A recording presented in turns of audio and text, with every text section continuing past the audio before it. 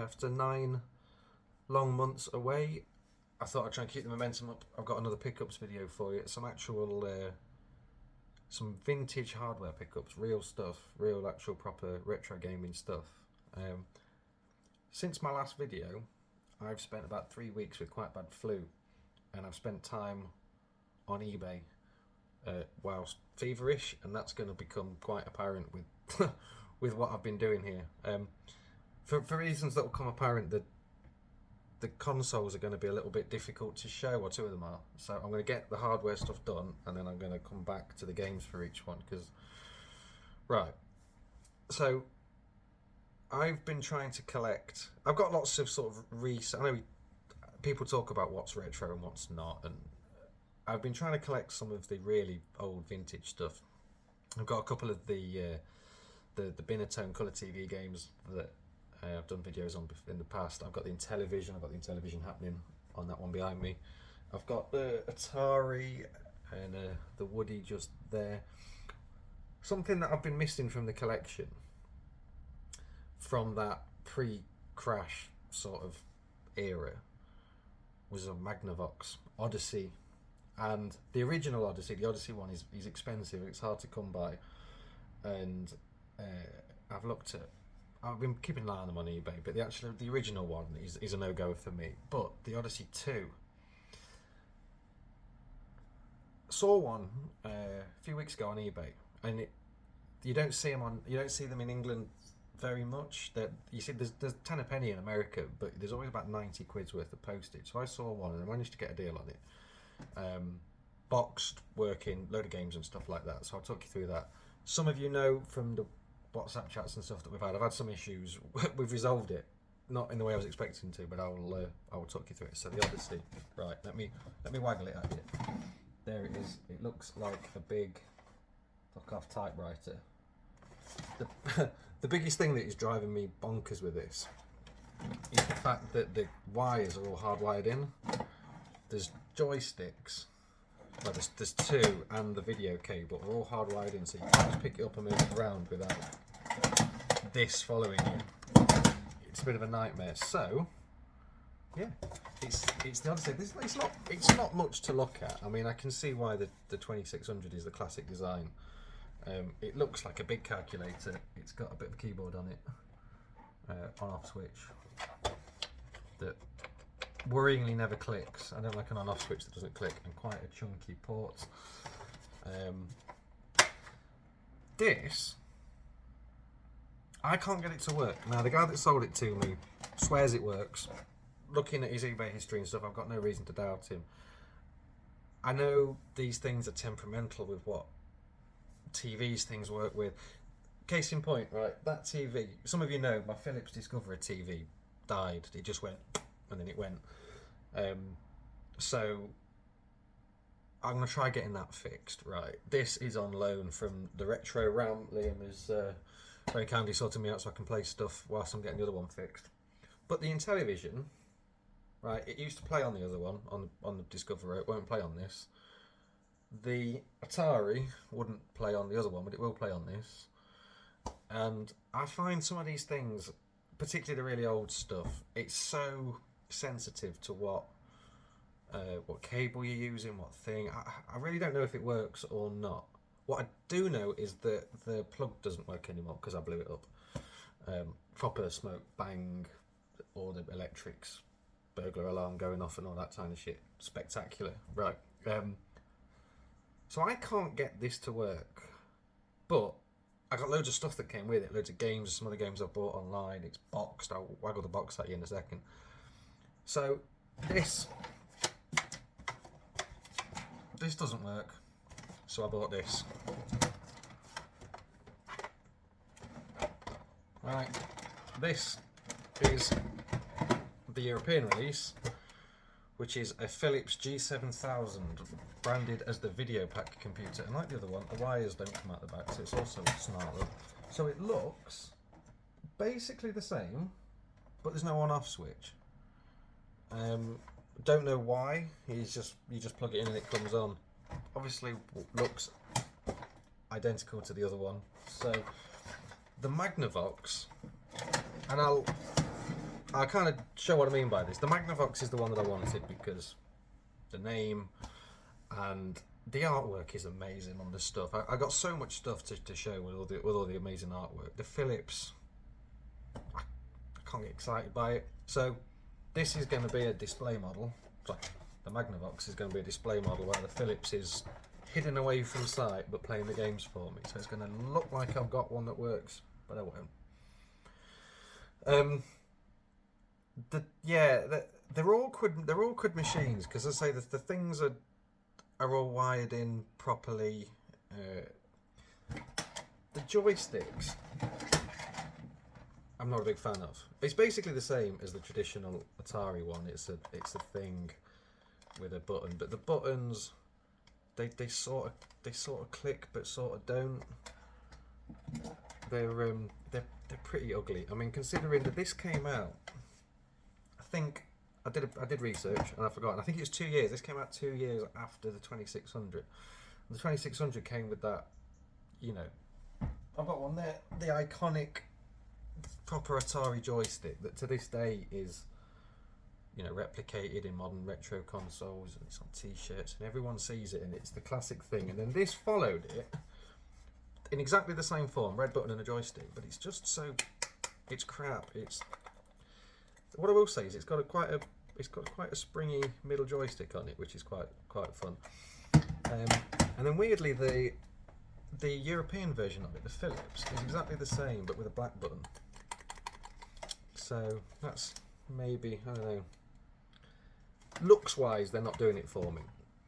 Console wise, artwork wise, they're amazing. I'm going to try and get rid of these because I've got no room in front of me. This is why things out here break a lot.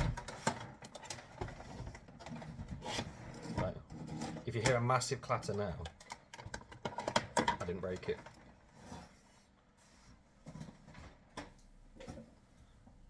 And we're back. It's Zen. Right, first thing I'm going to show you, artwork wise, is this. It's the big bloody box.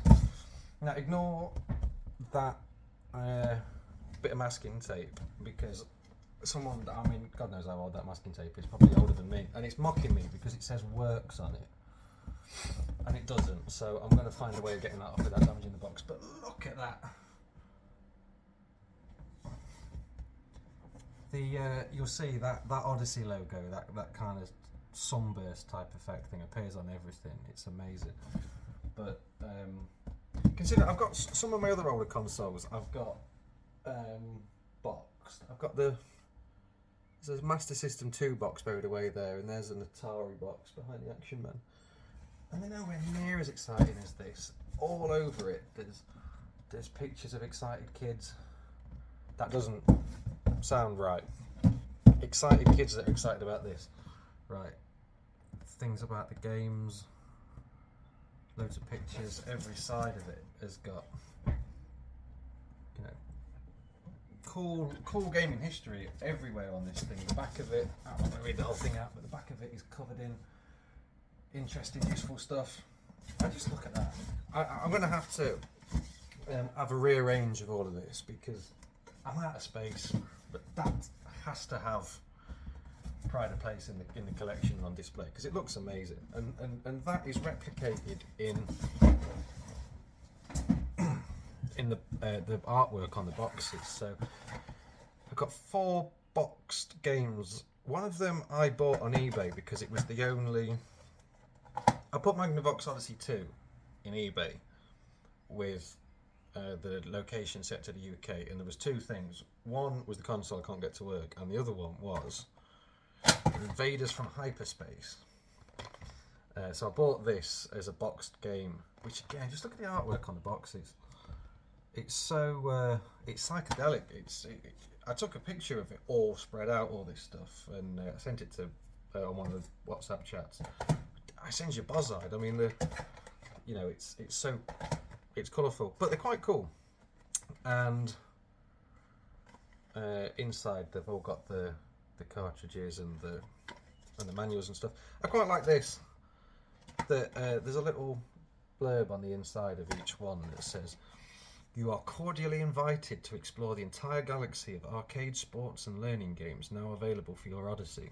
and then it goes on to list them all. Cordially invited. Have you ever had such a polite video game? So the ones that I've got, I paid for this separate. I paid for this. I paid for all of it. I bought this separately. This was a pickup in itself. Invaders from Hyperspace. I'll be honest. I thought this was going to be a Space Invaders clone, because why would it not be with a name like that? But actually, it's more like an asteroids thing, from what I can tell, but with 2-player asteroids. There's a little picture of it on the back. I don't know how well that's going to come out. But so that is Invaders from Hyperspace. I've got, now I think these might have been in the box like when it was new, because there's slots for there's slots for some in the box, like you know all the inserts in the box and stuff. There's slots for I think 3 boxed ones and then some unboxed ones that came with it as well. And then the unboxed ones have manuals with them. I don't know why they did that, maybe, I don't know. So Alien Invaders, again with some crazy artwork on it. That is a Space Invaders clone. That is a very much one. So we've got Invaders from Hyperspace and then Alien Invaders. So there's a lot of invading going on. I've got Armored Encounter, which looks to be, I've actually got the original price on that, which presumably is all in dollars. $20 when it came out, and then it was on sale at $18.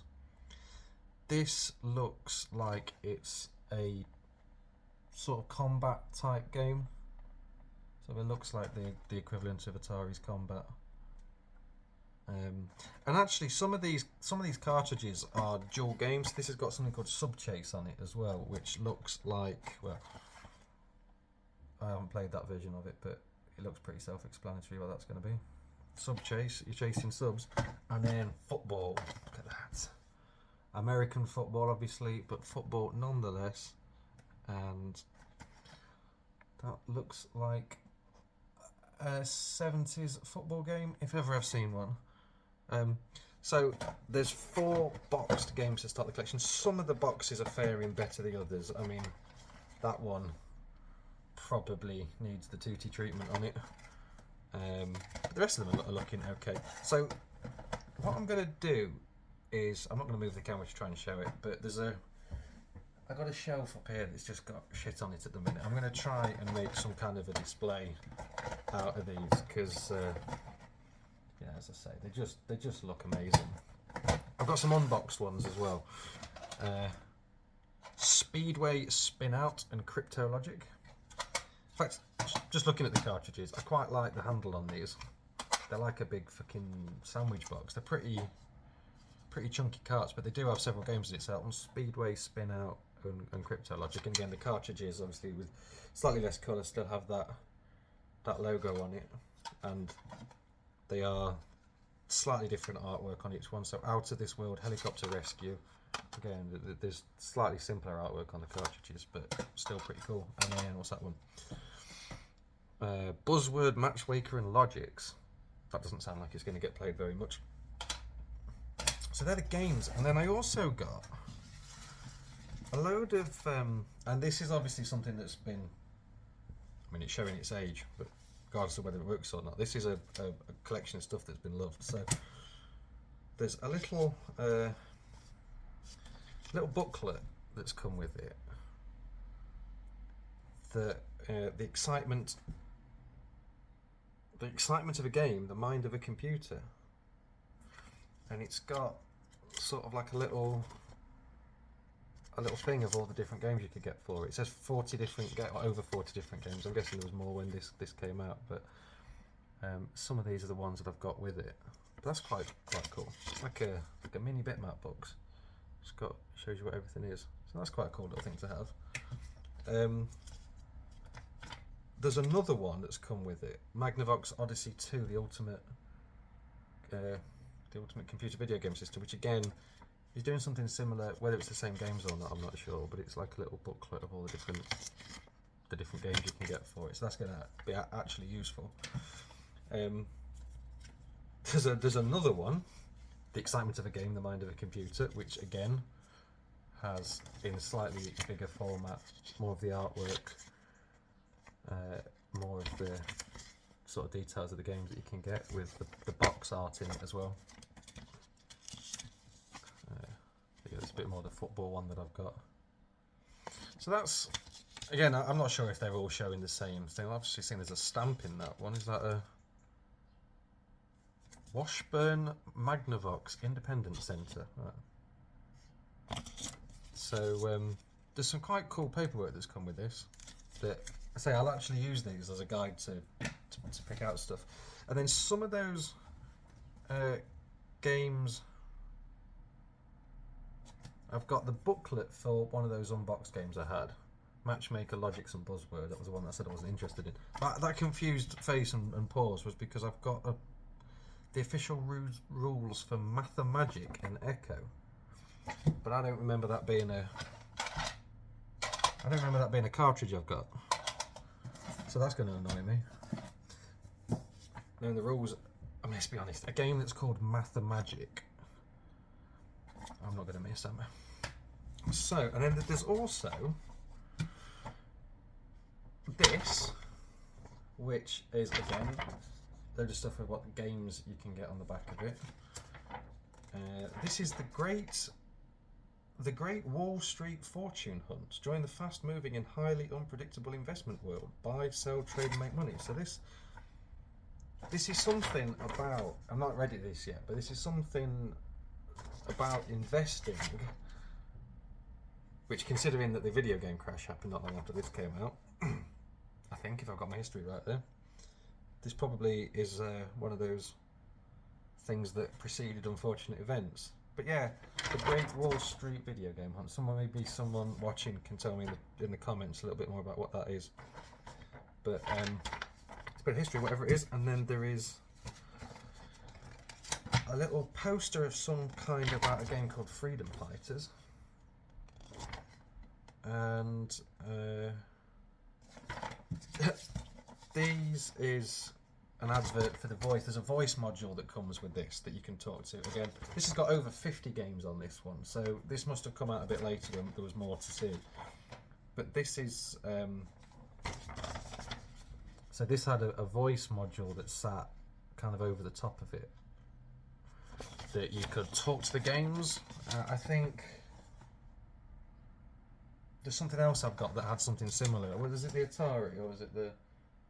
I can't remember now. There was something else that had a voice module as an adapter. But yeah, it's just some information stuff. And then these are two magazines, two kind of Odyssey. They're called Odyssey Adventure. I've got Winter 1982 and Spring 1982. So I don't know if this is something that's collectible or that it's worth me trying to get more of them, but it's like the magazine from the time. There's write-ups of the games, there's tips from the experts on how to play them, lots of people sharing high scores and things like that for the different games. So as I say, I don't know if this is, so the actual Odyssey branded stuff is all America, so I don't know how easy it is for me to get more of these, but this is something that, like maybe at the video game fairs, I can try and keep an eye out for, because this is quite cool. And again, just how colourful it is, and all the artwork. If I remember afterwards, and I always say this, and I sometimes remember, I'll put a picture up of it all spread out together. I'll put a little ta-da. If I remember to do it, that would have made sense. If I didn't, that's just me pointing at nothing. Just going back to the whole Phillips versus Magnavox thing. The Americans had it better. They got an on-off switch. They got a red button on the thing. And look at the state of the box that comes with this. This is the Phillips I bought came with one game, the Phillips video pack. Cartridge 35, electronic billiards. And look at, I mean, how ugly is that? It's got a big, it's proper plastic. It's got a great big lever that comes out that doesn't come out all the way. Is that going to fall out? Maybe. There's no artwork on the thing. There's no there's no artwork really. There's nothing exciting, and it's got. I mean, what is that? I don't know how. I don't know what that is. I'm not going to be collecting Phillips video pack games for it. It was an Odyssey that I wanted. I bought the Odyssey. As I say, trying to get the American thing to work here. I've tried so many different adapters, so many different power supplies, one of which exploded. I just can't get the bugger to work. But I can play the games now anyway, and I can display all of the good stuff. You know, it's all so cool. So that is the big thing that's keeping me excited at the minute. This next one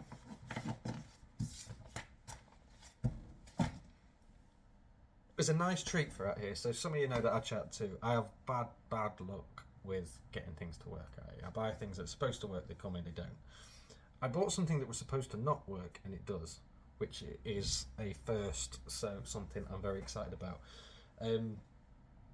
This was one of the ones that I kind of bought in the peak of my flu when I was very kind of feverish, because I read Retro Gamer magazine, usually the thick bag books that they bring out rather than the monthly ones, but there's always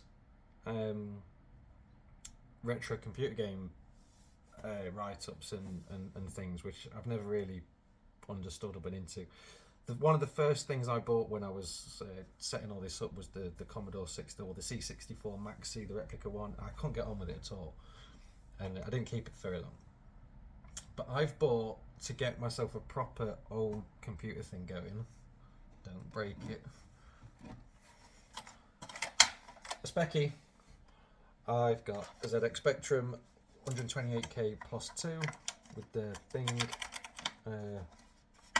tape player thing built into it. Now I bought this with a load of games and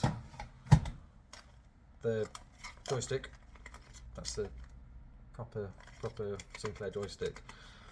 I bought this with a few games for about, I think my winning bid was about 43 quid. It's filthy. It needs properly cleaning up. It was listed as filthy and needs properly cleaning up, so I don't mind that.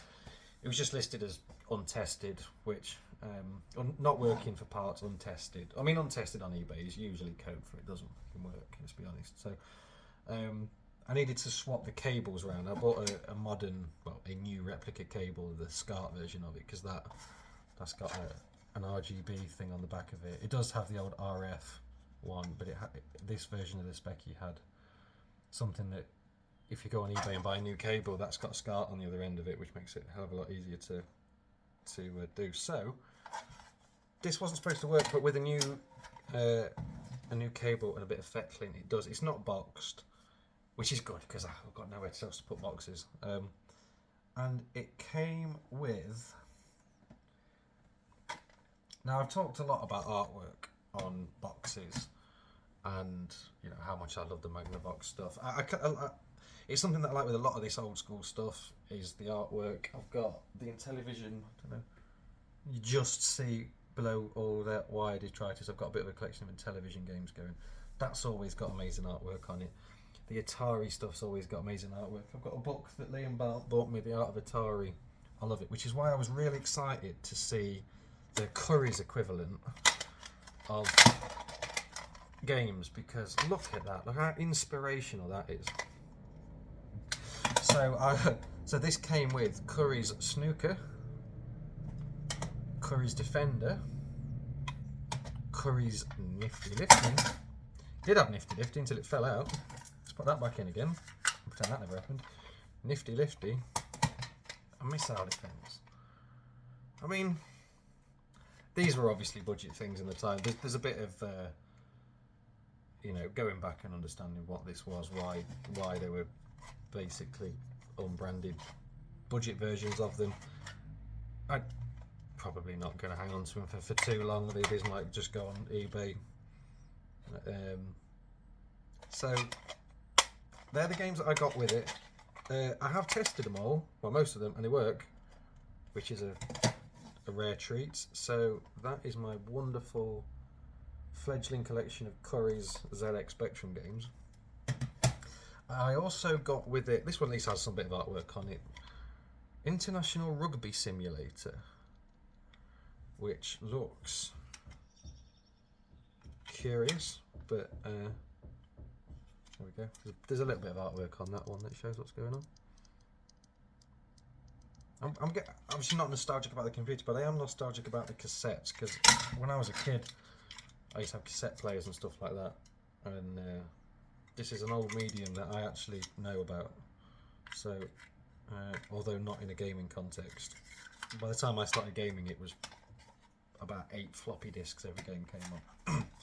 Oh, I got another one there, another Corey's one, 1994. Sort of, it's easy to lose them because I've got a white surface here. You just put it down, you sort of, it's camouflaged, it goes. So I have bought 2 others of my own. I've gone straight in there with Chase HQ, which I can't get to work at the moment. Obviously, I can't have everything working. It seems to spend about 15 minutes running the tape and then nothing happens. All these Curry's ones, when I plug it in, and the other one I've got, when I plug these in, you get an actual loading thing, so you know it's loading the right thing.